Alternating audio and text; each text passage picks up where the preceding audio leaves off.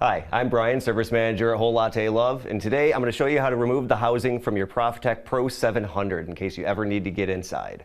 All right. All right. Let's get to it. So the first thing we're going to want to do is remove any of these outer accessories, such as your drip tray and grid, your cup tray, and your reservoir. The other thing we're going to want to make sure, safety first, the machine is unplugged. And if you are plumbed in, make sure that you shut your water supply off, just in case you don't want to make a mess. So we're going to start up at the top here. We have 4 screws. These are 3mm Allen screws. The front 2 here, the lid is slotted, so we can just loosen those. I like to do that just so that I don't lose them. Just leave those right in there. Leave those right in there, yep. And then the back ones will need to come all the way out. Just find a safe place to put those so you don't lose them. And then once you have all 4 of those out, you just grab, pull up from the back, and then pull out towards the back. Oh, gotta go a little bit looser with them. There we go. Okay. Now, if you ever need to do service on just the top of your boilers, that's as far as you would really need to go in. Access to everything is right up there. But we're going to go through and show you how to get everything off here. Okay. Now, there's 2 ways to go about getting to the screws there on the bottom. You can take it all the way to the edge of your counter. And then you'll see that the screws that you need to access are right at the edge of the counter there. Mm-hmm. So you got 2 on this side, 2 in the back, and 2 on the other side. So you're welcome to go about it like this, where you just bring it to the edge, then you have to rotate it, and you rotate it again. I'm not going to do it that way, just so you can see everything better. I'm going to tilt the machine on its face. Before we go to there are 2 screws there up in the front here. There's one right there, and one on the other side, just like that. So these ones, if you can see, there's a little L-shaped channel here. So we just need to loosen these ones as well. They don't need to come all the way out. You can take them all the way out, but it's just going to make it a little bit harder for you to put everything back together at the end. So they are in a bit of a tight spot, though. They are, yeah. These Allen screws or wrenches that I have the bald end. Mm-hmm. Makes it a lot easier to come at it from an angle without worrying about stripping it. So sure. These are my preferred method. And then what we're going to do is get it just loose enough that you have some wiggle room on the panels. That way we know we're not grabbing onto the framing anymore. So, okay. All right, now I'm going to move the machine onto its face. What I'm going to do is put a towel down on the counter and just grab the machine from the top and from the bottom of the frame, not the bottom of the housing. Mm-hmm. Just tilt it forward. I'm going to rest that group head right on the towel there. It's okay to do that. It's okay to do that, yep. Okay. If you want, you could put down some towels or something across the front of the chassis here, just that way you don't scratch that up at all. But It's a pretty soft counter, so not too horribly worried. So now you can easily see 1, 2, 3, 4, 5, 6 screws right there. We're going to take all of these out. The back ones you can just leave in there if you want, but I've found that it makes it a little bit trickier to slide everything back together in the end, so I like to take all of them just straight out. So now this is a new machine out of the box, and I'm seeing something here. Just while we're here, I thought I'd mention, right, the little butterfly screw there in the middle of that? Yep, yeah, you got a wing nut right there. That's the nut that actually stabilizes the pump for shipping purposes. Like you said, this is a new machine, so we haven't taken that off yet. One of the first things that you would do when you're opening your machine up and setting it up is to take that out. So if you are doing this, and note that you still have a butterfly screw there, as you put it, you might want to take that out. Mm-hmm. It's not doing any damage, but what it's doing is compressing the mounts that the pump sits on so that the pump doesn't rock around when it's shipping. And that can just create more noise if it's still compressed. So if you've been using your machine for a while and always wondered why it seemed a little loud, try taking that out and see what happens. You might be pleasantly surprised. But then you might want to hang on to that if you're going to ship the machine in the future, right? Yeah, definitely. I suggest keeping that in a safe spot, Yeah. just in case. All right. I think I got them all. Nope, Oh, nope, one I more. didn't. One more. And there we go.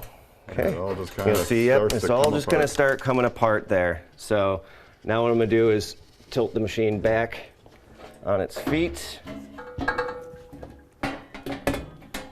And you'll see the screws have dropped down. And then just slide right back.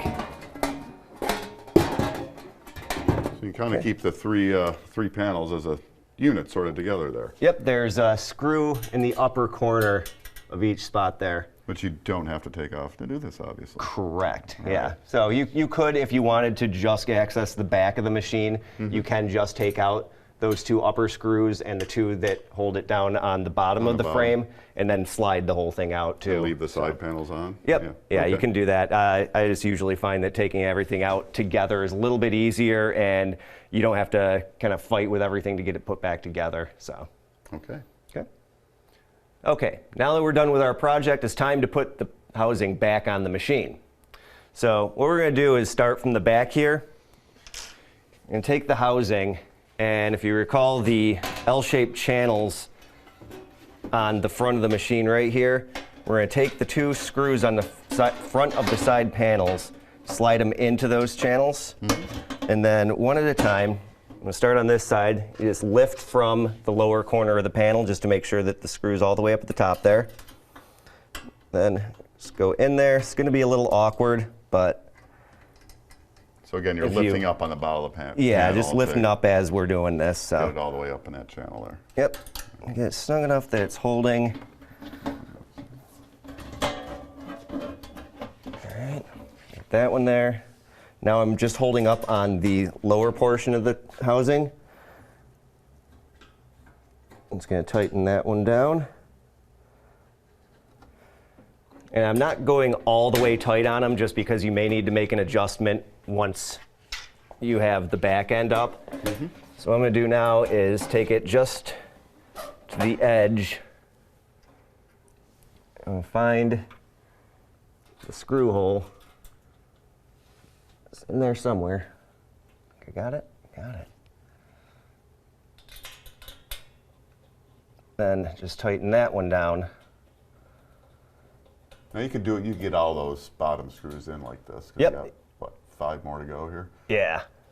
But we're going to do it a little different, right? Yeah, I'm just again going to show it from the bottom view just so you can see what I'm doing. Sure. Now that the back is lifted up all the way, the front edges should be flush with the faceplate.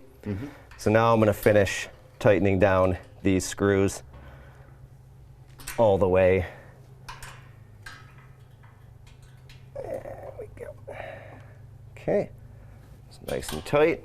All right, now I'm going to put the machine back on its face. Again, fiber cloth or something soft right below the group head. Tilt forward. There we go. And start putting more screws in.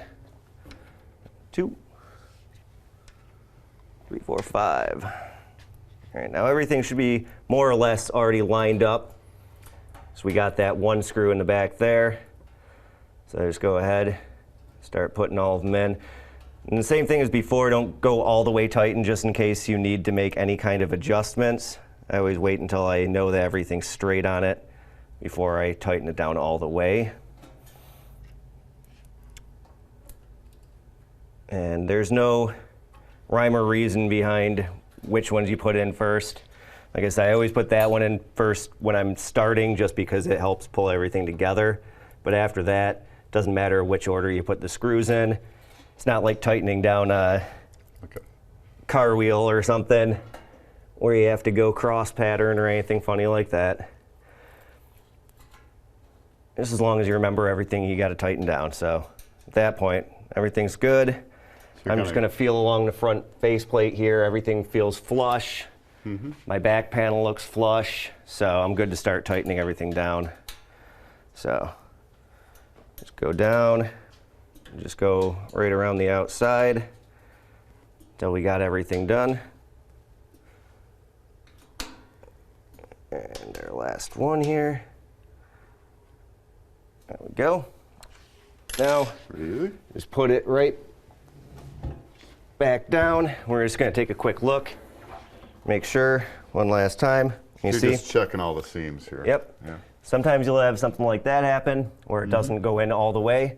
So what you're going to do is just loosen that side one more time.